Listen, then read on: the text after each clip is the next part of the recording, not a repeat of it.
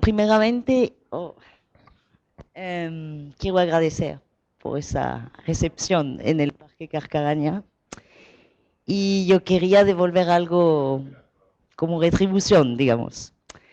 Y me ha surgido al despertar una mañana en Punta de Vacas de presentar esa cosita, que es una cosita sin pretensión, un testimonio más bien, y dándole un poco de contexto, ¿no?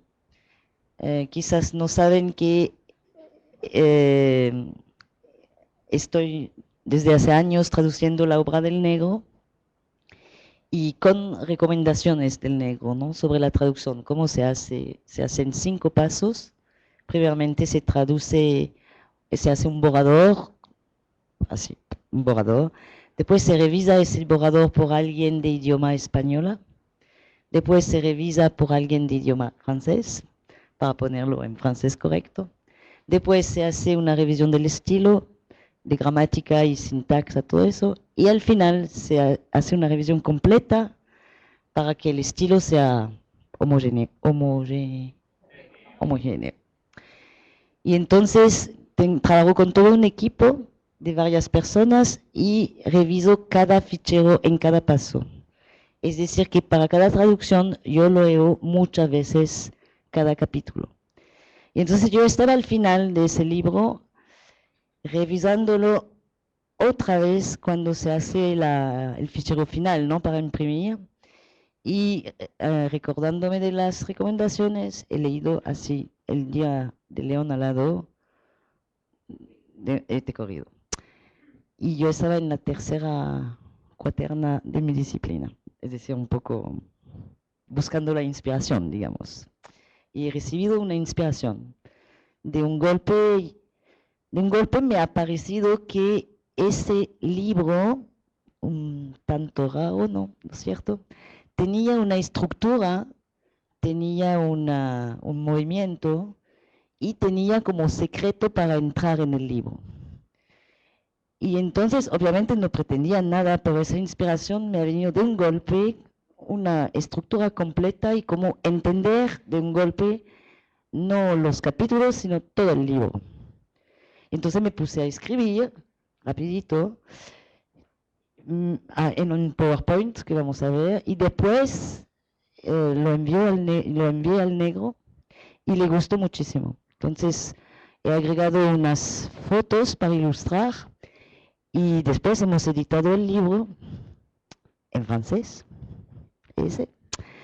Y para la portada, que también tiene una historia, trabajo muy a menudo con Rafael Edwards, que hace cosas tan lindas como bien se sabe, porque, puedo tomar el libro en español, porque de esa versión español no queríamos la portada porque no corresponde completamente a los códigos francés y el negro había recomendado de trabajar sobre lo que impacta o no según los pueblos.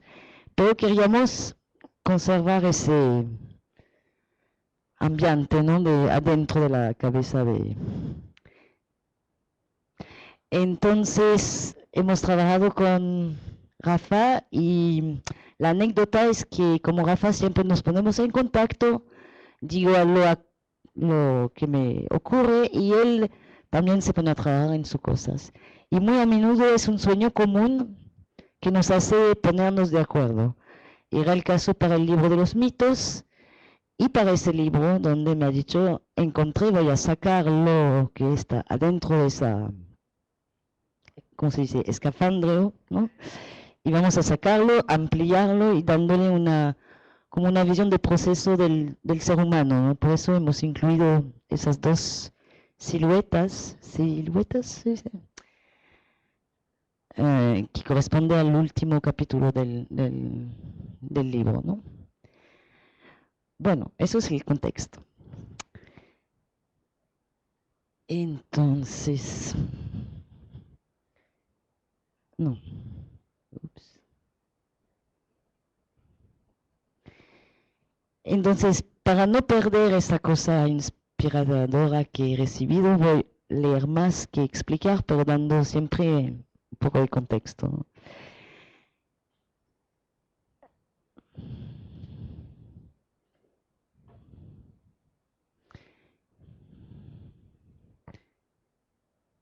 ¿podrías prestarme el ratón? Que yo no me muevo bien, el mouse. ¿No se dice ratón acá?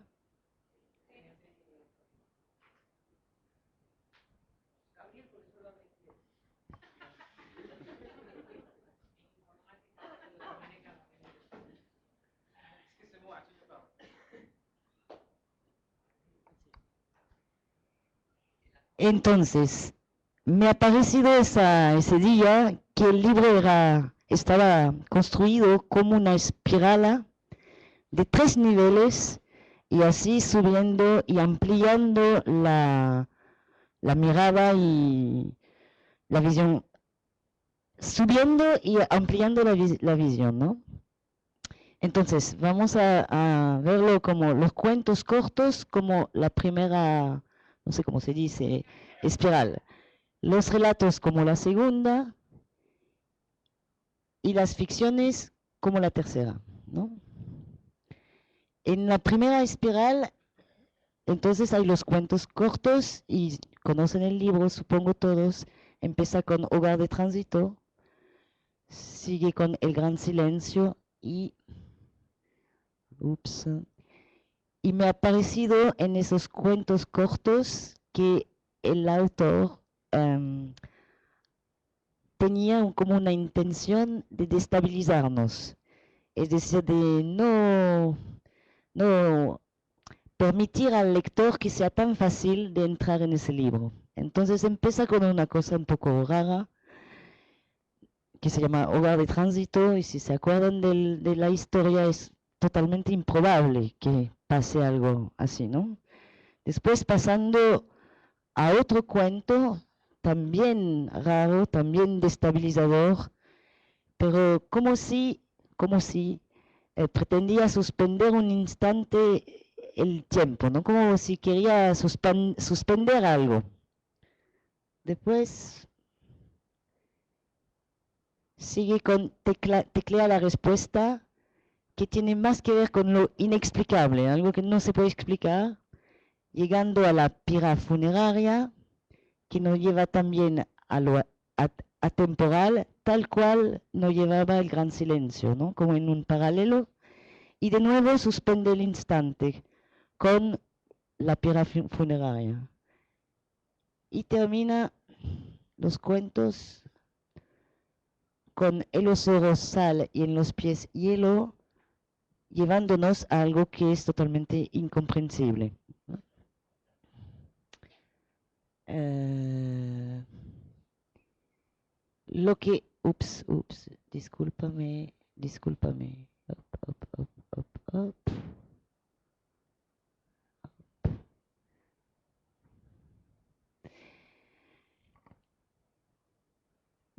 Primeramente es la primera cosa que me ha surgido, ¿no? Como una construcción así, en espiral, y en cada espiral otra construcción. Pero también lo que me ha surgido de un golpe era que el autor mismo, él mismo, presenta su obra como ficciones. Y por eso quería que yo he elegido un lector, ¿no? Porque yo sé que mi acento es un desastre. Entonces pregunté a Hugo que va a leer unas partes, ¿no? Valinsky, la introducción.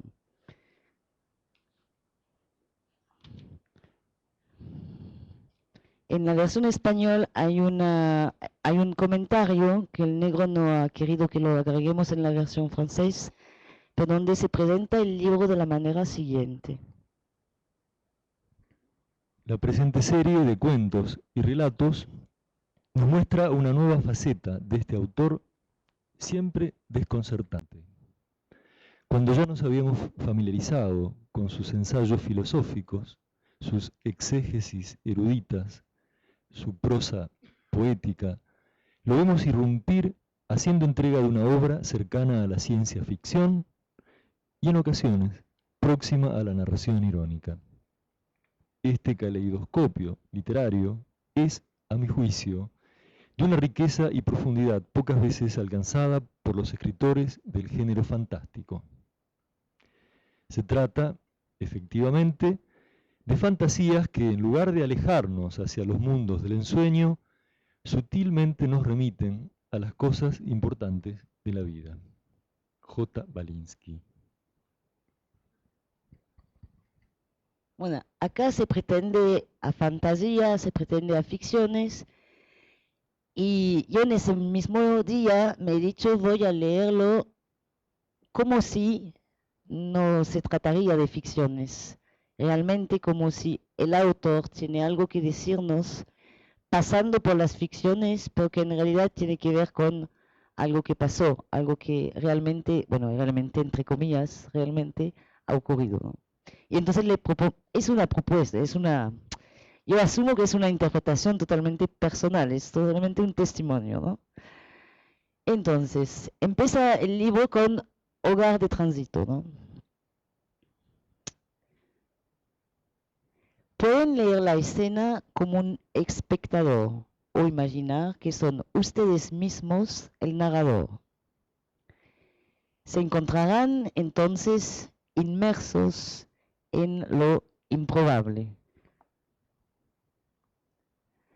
Vuestra conciencia se destabiliza por lo inesperado. Se quedarán sin palabras, dubitativos o escépticos. Sabrán dejarse llevar por la muerte exquisita. En azul siempre son palabras sacadas del capítulo. Seguramente se acuerdan del cuento, ¿no? Donde termina alguien matando a algo ya en un, no sé cómo se llama esa caja donde uno pone los cadáveres, ¿no? De una cosa muy improbable y a la vez se desestabiliza hablando de muerte exquisita, ¿no? Lo que viene bien a propósito en esos momentos. Después sigue, después de esa primera desestabilización, sigue el gran silencio. Y les hago la sugerencia siguiente, recordando del cuento, ¿no? Entremos bajo un sol a plomo. En ese calor uno no piensa, uno siente. Recuerden un día muy caluroso en el que todo se hace pesado, en el que incluso el propio cuerpo les envía señales lentas. Se produce como un epifenómeno. ¿Podrán dejarse llevar por lo atemporal de la indecencia?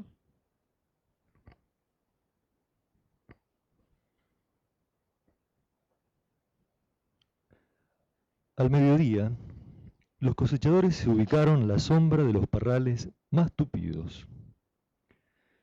Luego de comer, trataron de hacer una siesta. Más de 40 grados centígrados silenciaban a los pájaros y a los caballos adormecidos en sus corrales. Los camiones de acarreo, los tractores que enganchaban los carros y remolques, esperaban protegidos en sus galpones. Solamente una brisa movía algunas hojas del viñedo, y el rumor del agua en las acequias apenas se escuchaba. Era una tarde seca y brutalmente cálida, una tarde que solo conocen los que viven bajo los cielos violentamente azules de los semidesiertos. Cualquiera, próximo a la sofocación, podría haber jurado que escuchaba el crepitar del sol pegando en la tierra casi calcinada. Y sin embargo, yo vi como el extravagante sujeto atravesó una hilera de viña, llegando hasta un amplio callejón. Como su perro fiel lo siguió a pocos metros. Cómo bajó sus pantalones exponiendo las nalgas chatas a la radiación. Cómo en cuclillas desechó una jalea oscura que chorreando se mezcló con el polvo. Cómo aquello se solidificó velozmente. Y cómo el perro, abriendo su boca con la precisión de una pala mecánica, alzó un trozo sólido y perfecto. Tal vez por la temperatura, estuve cerca del desmayo, o por lo menos faltó irrigación en mi cerebro ya que por un instante vi al sol como una burbuja transparente. Luego, las nalgas refulgieron y los cuerpos de perro y amo quedaron quietos en sus absurdas posiciones. Ni brisa, ni el más leve rumor de las acequias, ni latido de corazón, ni calor, ni sensación. El gran silencio irrumpió en medio del pretexto de lo desencajado. Después, el perezoso fluir de la existencia animó a las hormigas y al lagarto furtivo. Un relincho lejano indicó que había llegado nuevamente a la tierra del acontecer. Por ello levanté el tacho de cosechador y con unas tijeras podadoras comencé a cortar racimo tras racimo, embarcado en una dicha que se expandía en círculos concéntricos.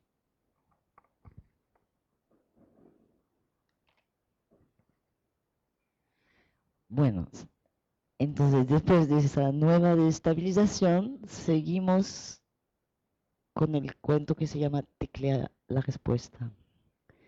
Un triángulo, el hombre, el animal, la máquina.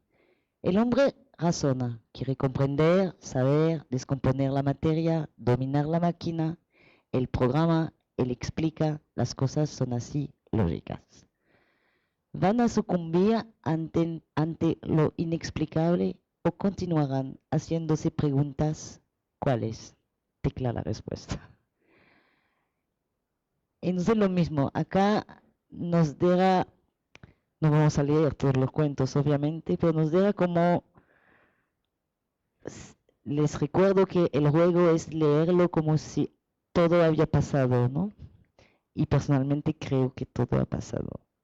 Y, y entonces como realmente al leer ese libro con esa postura y desestabiliza realmente, ¿no? Pasa muchas imágenes, se ocurren muchas imágenes y a veces se lee varias veces para decir, no, eso. Y leyendo y como observando una batalla entre la razón batalla, ¿no? Después llega la pira funeraria. El tiempo se lentece nuevamente. Uno tomó la distancia necesaria del observador, del turista, fuera de su paisaje. La distancia se amplifica, la memoria se activa, se amplía. ¿Sabrán dejarse llevar por lo atemporal de los funerales apetitosos?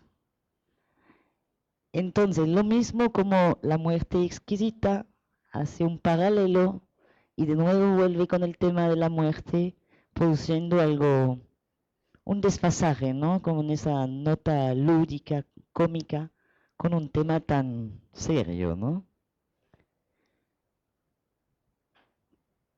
Termina los cuentos con en los ojos sal y en los pies hielo. Acá traté de entender, y para entender, después de ese día tan especial, yo he hecho un experimento. Entendiendo que él había puesto el contexto de una conciencia con fatiga acumulada, nivel de conciencia bajo y las tendencias y traducciones propias del nivel de semisueño se manifiestan. Acá se explica que en el pie derecho, calambre en el pie derecho, que tiene que ver con el frío, y pie izquierdo caliente. Y es lo que hizo, ¿no? Como experiencia. Me he puesto los pies, uno en agua caliente y uno en agua fría, para observar lo que pasaba, ¿no? Y hay muchos estímulos, porque también hay el estímulo del sentido externo que es el oído. Y hay un ruido de fondo que es música. Entonces me he puesto música. Todo eso en un contexto de yo esa muy cansada y bueno, tratando de repetir de reproducir las condiciones que él menciona acá. Y los impulsos que llegan por todos lados de afuera y que terminan traduciéndose en el cuento en un ojo donde hay frío, ¿no? Desierto de hielo, suelo congelado, vientos terribles. En el ojo de izquierda, estalagmitas y africanos danzantes. Sabrán dejarse ustedes también llevar por lo incomprensible de la voz interior que divaga sobre lo que cree percibir.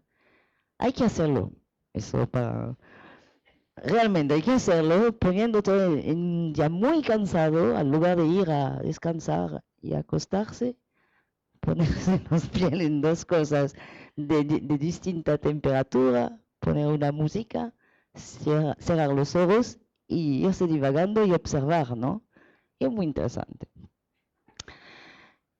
Entonces ha pasado ya 5 de estabilización, ¿no? De 2 con la muerte y con un ritmo, ¿no? Y llevándonos a esa destabilización también de los sentidos. Para llevarnos a la segunda espiral con los relatos. Los relatos empiezan con Kaunda, después tango y después el caso Po. ¿Po se dice? Bueno, entonces busqué quién era Kaunda, ¿no? Kenneth Kaunda, llamado el Gandhi africano, nació el 28 de abril de 1924 en Lubwa, en Rhodesia del Norte, actual Zambia. El 24 de octubre de 1964 se convirtió en el primer presidente de la Zambia independiente y se mantuvo en funciones hasta el escrutinio presidencial de 1991, que perdió frente al sindicalista Frederick Chiluba. Ese es el contexto, para decir que Kaunda obviamente ha existido. A tal punto que el negro lo encontró con Antonio y obviamente ese cuento no es un cuento. En este relato uno descubre el intento de cambio de dirección de un estado, un balance, un diagnóstico, perspectivas y el sentimiento de yaque. ¿Se dice yaque?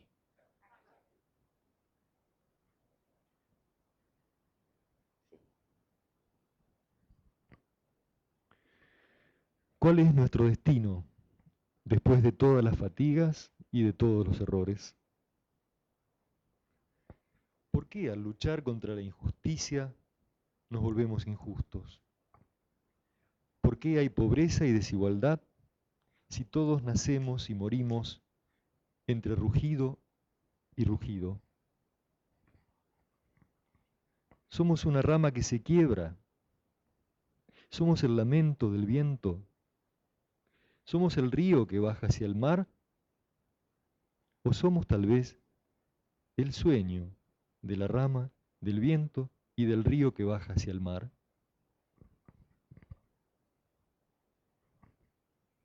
Entonces lo mismo, no se trata de contar todo lo que se dice acá, sino de invitarles también a descubrir la poesía que hay en todo lo que está escrito acá. En cada capítulo se ha inyectado en cada capítulo mucha poesía. Bueno, después llegamos a panfleto, que quiere decir opúsculo de carácter agresivo destinado a difundir sin fundamento serio toda clase de críticas. Entonces, panfleto a paso de tango. Tango es una danza argentina con pareja enlazada, difundida internacionalmente. Y ha sido lanzado, creado por Indemith, violonista y compositor alemán, y Milo, compositor francés.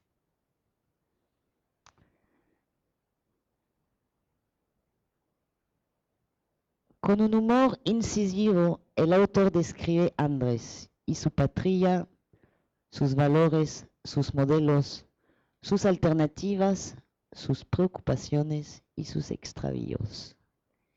Si bien el relato ilustra a la perfección cómo las culturas se interpenetran, concluye también diciendo: estamos todavía lejos de asimilar esta situación de convergencia humana. Bueno, el libro ha sido escrito en 92. Podemos esperar que hemos avanzado un poquito.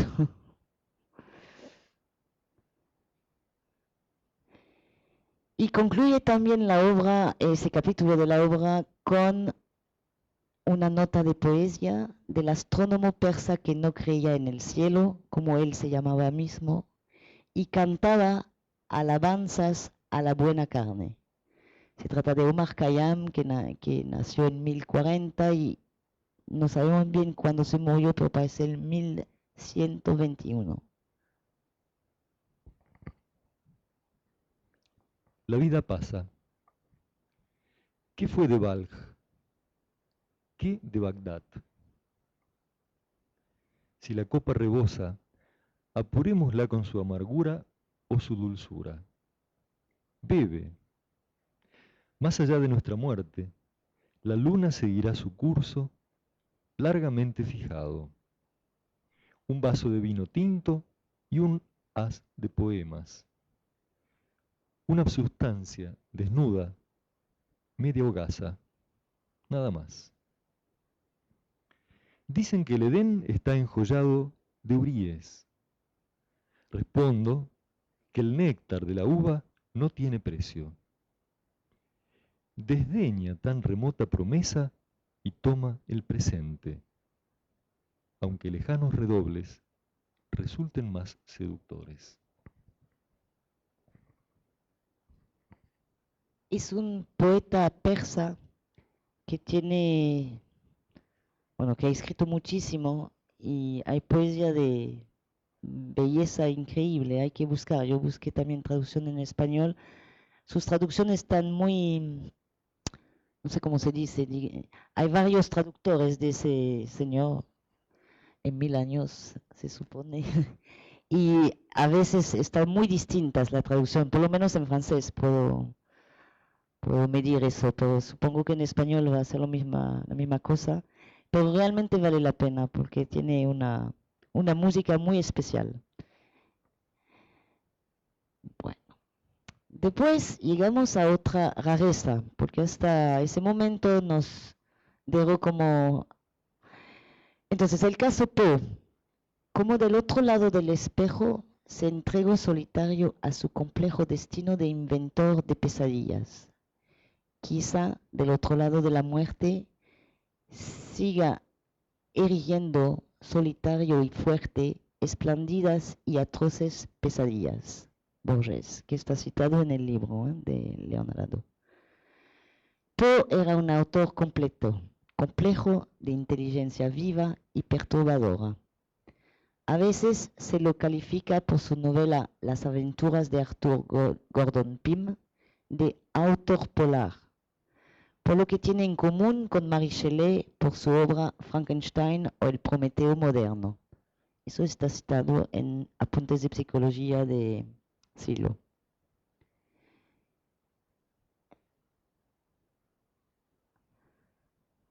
Doy cuenta de los hechos que todo investigador imparcial podrá verificar por sí mismo, dice el autor. Entonces, ¿y si nos dejamos ir para verificar? Como una anécdota, Federico Palumbo se dejó ir para verificar.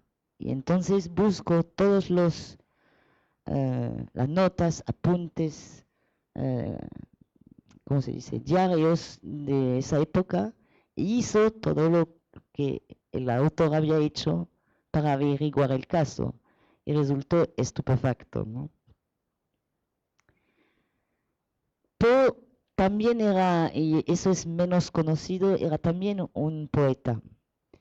Y dentro de una poesía dice, todo, todo lo que vemos o dejamos que aparezca no es más que un sueño dentro de un sueño. Otra, bueno, la poesía completa, creo, ¿no? Un sueño. recibe en la frente este beso. Y, por librarme de un peso, antes de partir, confieso que acertaste si creías que han sido un sueño mis días. ¿Pero es acaso menos grave que la esperanza se acabe, de noche o a pleno sol, con o sin una visión? Hasta nuestro último empeño es solo un sueño, dentro de un sueño. Frente a la mar rugiente que castiga esta rompiente, tengo en la palma apretada granos de arena dorada. Son pocos, y en un momento se me escurren, y yo siento surgir en mí este lamento. Oh Dios, ¿por qué no puedo retenerlos en mis dedos?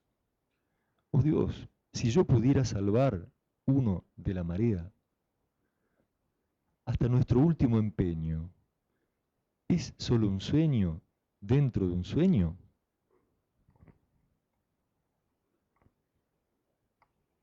Y antes de pasar a la tercera espiral, un pequeño comentario más.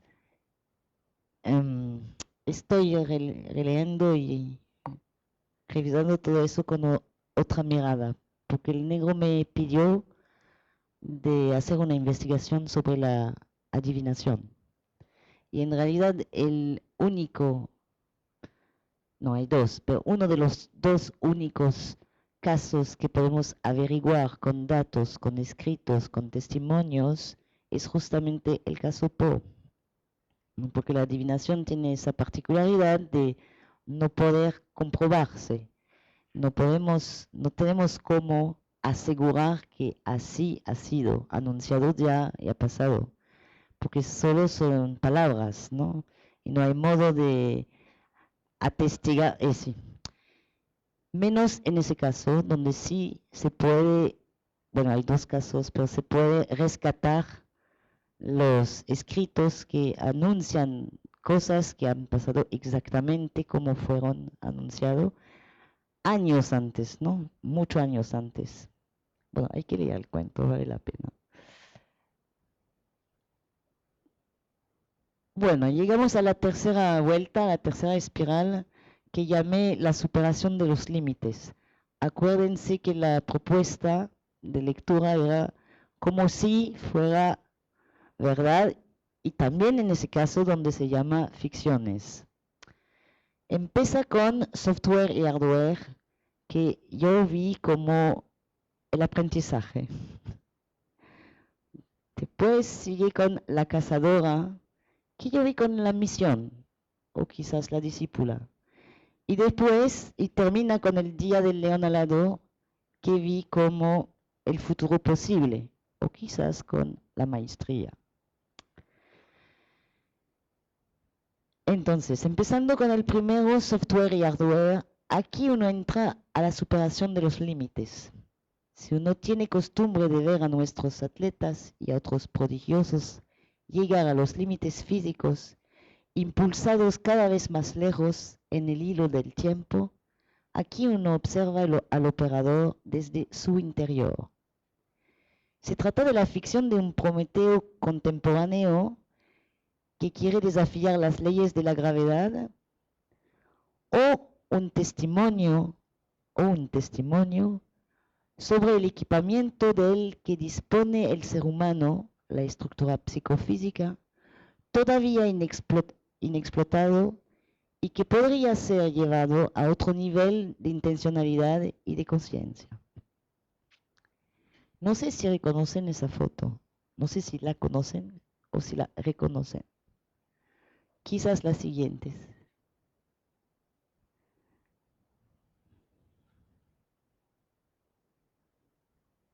¿Reconocen la foto? Todavía no. Quizás la siguiente.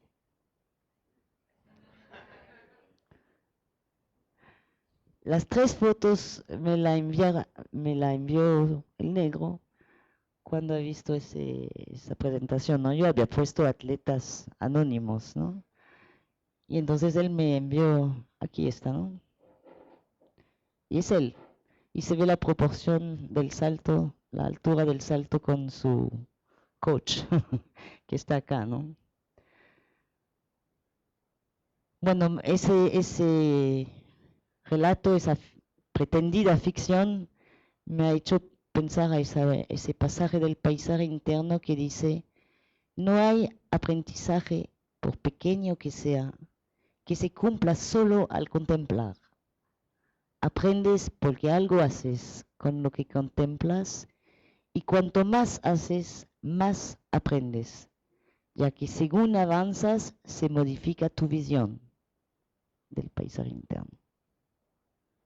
Era un regalo eso, ¿no? Esas fotos.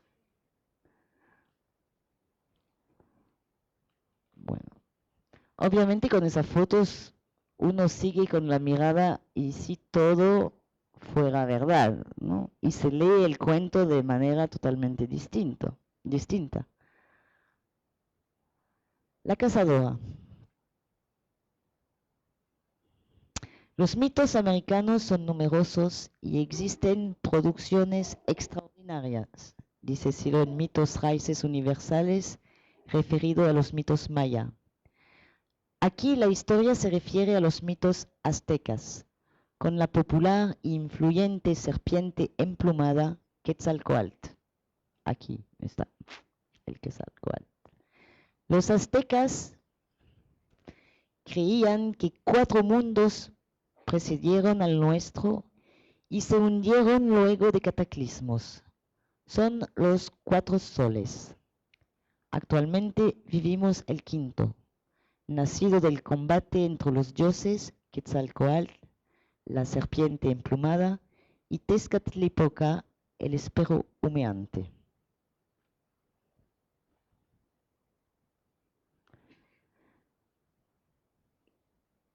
Quetzalcóatl, la serpiente emplumada, es el gran rey dios civilizador de los aztecas.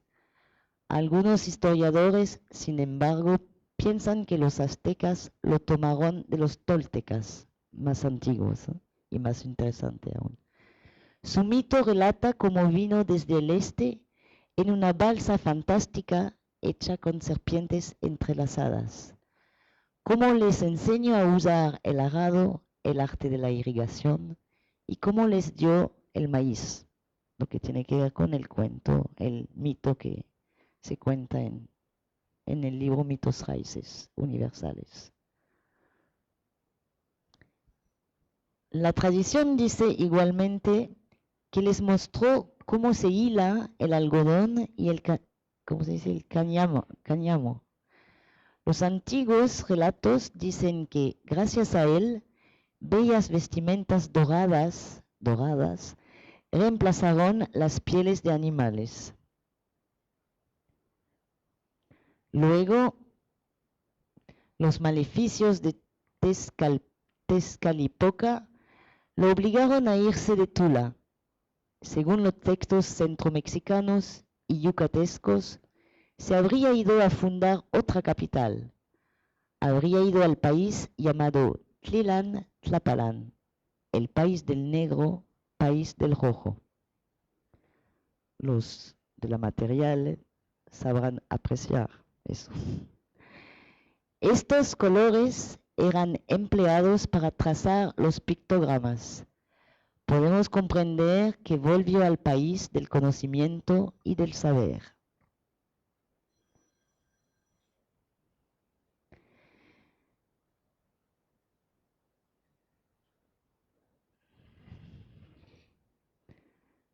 Dando el contexto de tomar todo por verdad, empezó a buscar Tlapan, donde se desarrolló, donde tiene lugar ese cuento de la cazadora, ¿no? Y lo encontré en México, bueno, en el actual México, ¿no? Entonces, Tlapan, la palabra Tlapan deriva de Tlapani, que significa teñir. Y como aquellos de la material sabrán que la característica de la salrora tiña. Al perder la I final, Tlapan se convirtió en el nombre del lugar en el que se tiñe de rojo. Y era para ubicar, ¿no? A Tlapan, el mapa. Pero ¿quién es la cazadora? ¿Y qué nos dice? Esta ficción es un testimonio de que el ser humano pertenece a todo el universo en sus tiempos y sus espacios, y que tiene un rol que jugar. Se trata de una invitación a volver a escuchar el mensaje de lo profundo a través de los mitos ancestrales. Bueno, acá no vamos a hacer la lectura que pensaba pero les conto que es siguiendo buscando Tlapan y todo ese contexto.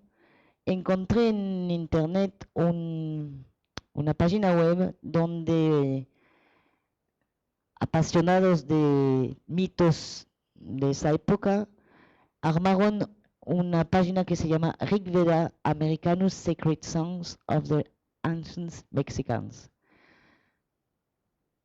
Acá traducieron, rescataron un montón de poesía y de poemas sobre dioses de esa época y lo han traducido pero en inglés. Entonces yo lo había traducido en francés, pero no he tenido tiempo de traducirlo en español. Pero bueno, si buscan y si hablan un poco de inglés, buscan con internet Rigveda Americanus Sacred Songs y vous trouverez. Van a encontrar de inmediato, sale de inmediato la página. Es muy lindo, muy, muy lindo. Bueno, terminamos con el Día del León Alado, que vi como una invitación a la poesía, invitación al sueño, una invitación a escuchar cantar la esperanza.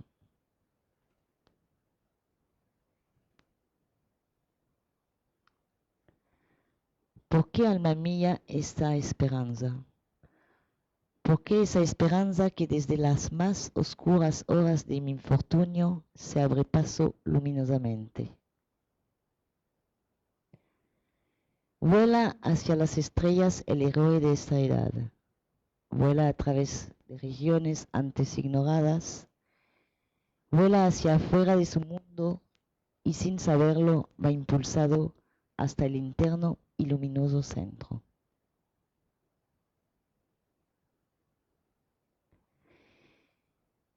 Empezó a buscar al respecto del grifo. Sobre el grifo se encuentran muchísimas cosas. El grifo es un león alado con cabeza de águila. Es el símbolo de la doble naturaleza, tierra por el lado del león y cielo por el lado del águila. Se dice, no, es decir, humano y divino.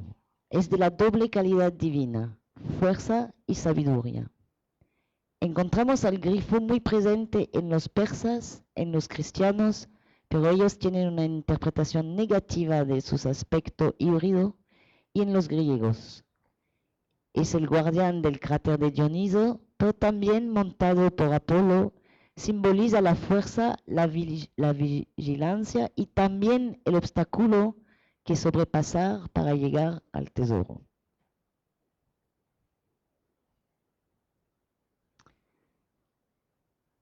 Pero poco importan las interpretaciones de los especialistas de los símbolos y las alegorías.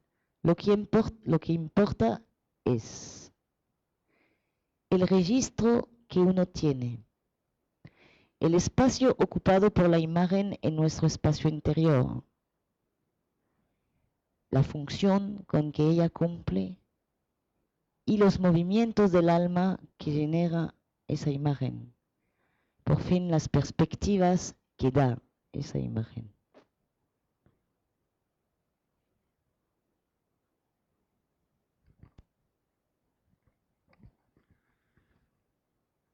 Cuando la superficie de este mundo comenzó a enfriarse, llegó un precursor y eligió el modelo de proceso que habría de autosostenerse. Nada le resultó de mayor interés que planear una matriz de n posibilidades progresivas divergentes. entonces, creó las condiciones de la vida. Con el tiempo, los trazos amarillentos de la atmósfera primitiva fueron virando hacia el azul, y los escudos protectores comenzaron a funcionar dentro de rangos aceptables. Más adelante, el visitante observó los comportamientos de las diversas especies. Algunas avanzaron hacia las tierras firmes y tímidamente se fueron acomodando a ellas. Otras retrocedieron nuevamente a los mares. Numerosos engendros, de distintos medios, sucumbieron o siguieron su transformación abierta.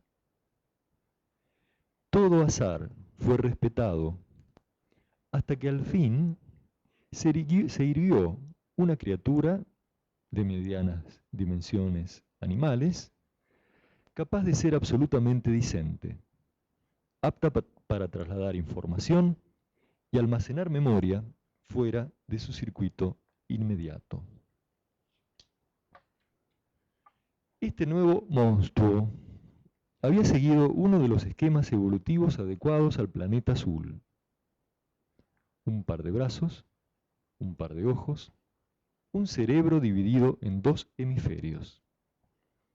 En él, casi todo era elementalmente simétrico, como los pensamientos, sentimientos y actos que habían quedado codificados en la base de su sistema químico y nervioso.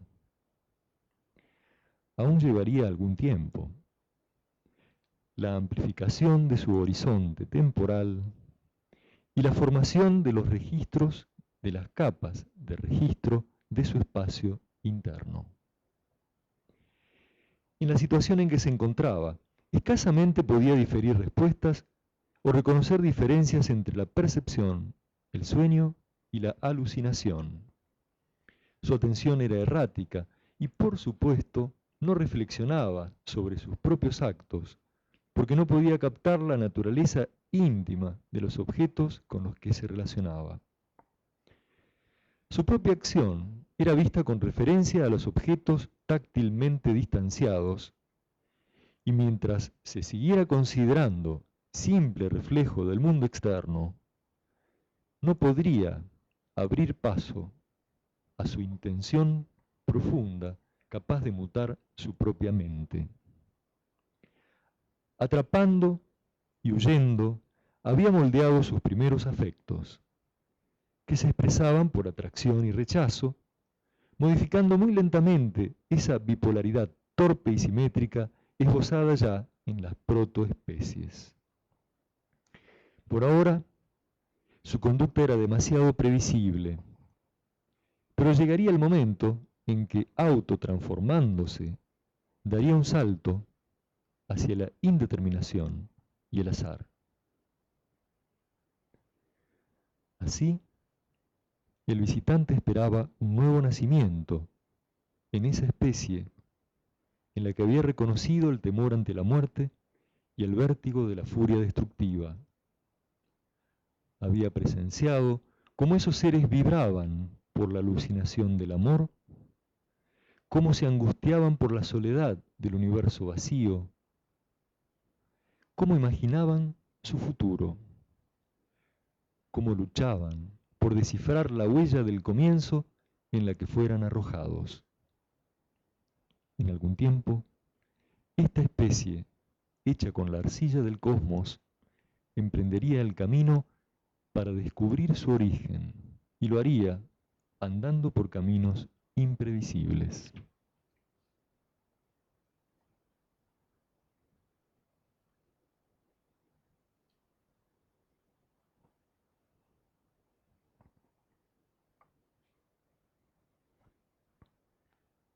Era una hermosa tarde en la que estallaban los colores. El sol arrebolaba las líneas montañosas mientras los dos ríos lejanos serpenteaban en oro y plata. Entonces, Tenentor III asistió a la escena que la holografía había mostrado fragmentariamente. Allí estaba su predecesor cantando hacia la Mesopotamia. Oh Padre, trae de lo recóndito las letras sagradas. Acerca aquella fuente en la que siempre pude ver las ramas abiertas del futuro. Y mientras el canto se multiplicaba en ecos lejanos, aparecía en el cielo un punto que se acercaba velozmente. Ténetor ajustó el zoom a esa distancia y entonces vio claramente unas alas y una cabeza de águila, un cuerpo y una cola de león, un vuelo de nave majestuoso, un metal vivo, un mito y una poesía en movimiento que reflejaba las haces del sol poniente. El canto seguía mientras se perfilaba la figura alada que extendía sus fuertes patas de león. Entonces se hizo el silencio, y el grifo celeste abrió su enorme pico de marfil para responder con un chillido que, rodando en los valles, despertó a las fuerzas de la serpiente subterránea. Algunas piedras altas se trizaron, elevando en su caída nubes de arena y polvo. Pero todo quedó en calma cuando el animal descendió suavemente. Pronto un jinete saltó ante el hombre, que agradeció la esperada presencia de su padre. Y el jinete extrajo de una alforja sostenida en el grifo un libro grande, antiguo como el mundo. Luego, sentados en el rocoso sueño multicolor, padre e hijo respiraron el atardecer. Se contemplaron largamente y así dispuestos abrieron el viejo volumen. En cada página se asomaron al cosmos. En una sola letra vieron moverse a las galaxias barradas, a los cúmulos globulares abiertos. Los caracteres danzaban en los antiguos pergaminos y en ellos se leía el movimiento del cosmos. Al tiempo, los dos hombres, si es que eran hombres, estaban en pie. El más anciano, con sus largas ropas desajustadas y sueltas al arbitrio del viento, sonrió como nadie pudo haber sonreído jamás en este mundo. En el corazón de Ténetor III se escucharon sus palabras. Una nueva especie se abrirá al universo. Nuestra visita ha terminado. Y nada más.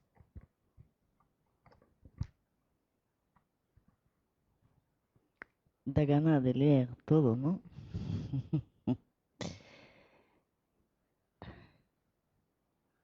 Entonces, volvemos a la pretensión del principio, ¿no?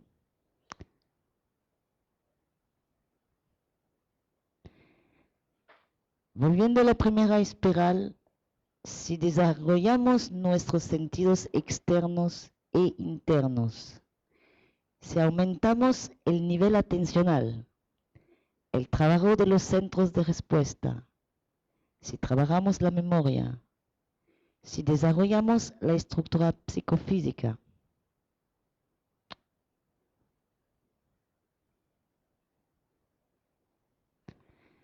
respecto a la segunda espiral, si ampliamos nuestra mirada al mundo social, político y cultural, si desarrollamos nuestra acción y nuestra influencia, si aumentamos nuestro horizonte temporal, si concebimos, respecto a la tercera espiral, si concebimos la vida como un terreno de aprendizaje y de superación, si exploramos el espacio de representación, si comprendemos los mitos como traducciones de verdades internas profundas, entonces contribuimos plenamente a la evolución del hombre. Entonces servimos plenamente a la intención evolutiva. Y terminando con Silo, si afirmas aquello que se busca a sí mismo, eso cuya naturaleza es transformarse, que no tiene saciedad y que por esencia está abierto al futuro, entonces amas la realidad que construyes. Nada más.